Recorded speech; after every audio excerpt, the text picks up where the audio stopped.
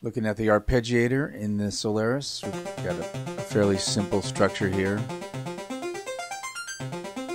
Mode is playing the notes up. Octaves will change how many octaves that the pattern goes. Up, and down. As you play the notes in the order that you push the keys down. There's a random setting, so it just picks the notes at random. And then the last mode is chords, and then this will pulse all the keys you hold down based on the rhythm pattern that you've selected.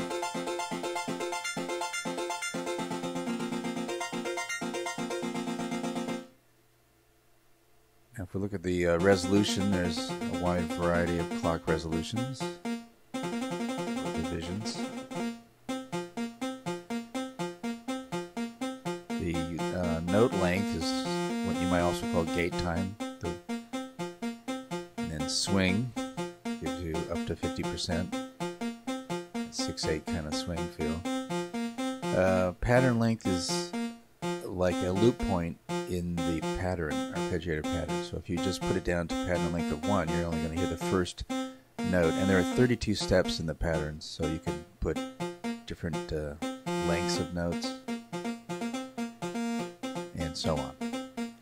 So that's the arpeggiator. Now over to the sequencer. There are 4 sequence rows of 16 steps each. We'll look at sequence A first.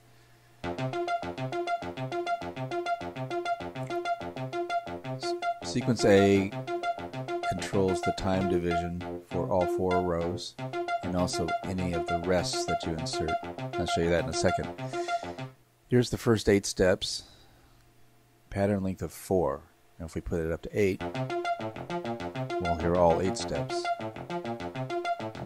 This is our page 2. On page 3 we have the remaining 8 steps for a total of 16 steps in our sequence.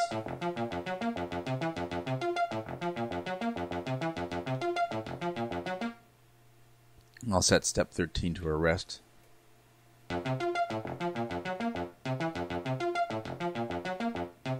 And again, all of the rests set in sequence A control all the other sequences as well, in terms of putting rests in. And also the division of clocks is set with sequence A. So a variety of divisions there. Now let's talk about the modes. Normal mode resets to the first note every time I press a key. No reset will not reset to the first note. So every time I play a key, it'll just play where it happens to be in the sequence loop.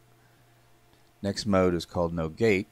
And you hear that there's only a gate at the first note down, and it does a reset to the first note, however, to the first step.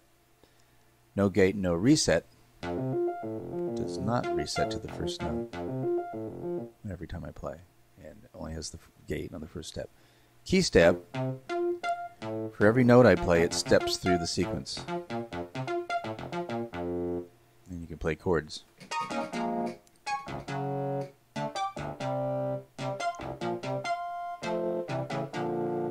One of the neat things is you can set up each step to be slightly detuned, and as you play, you'll get kind of a random tuning. So let's now go back now and look at the other parameters. Swing, just like it is on the arpeggiation, and a number of factory patterns, user patterns as well. Now, if you hit that again, you get sequence B, sequence C, and sequence D. And let's take a look now. Sequence B has a different pattern length. So for each of the 4 rows, you can set a different pattern length. And here I am running oscillator 2, which is a sample from sequence B. Sequence C is playing oscillator 3, and that's a pattern length of 7 steps. And then sequence D is 16 on oscillator 4. So now you can see on the bottom line I'm going to put in all oscillators, 1, 2, 3, and 4. I'm in the mixer there. Can't see that quite.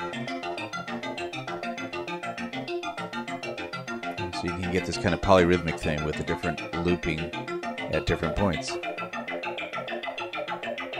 And that's the sequencer.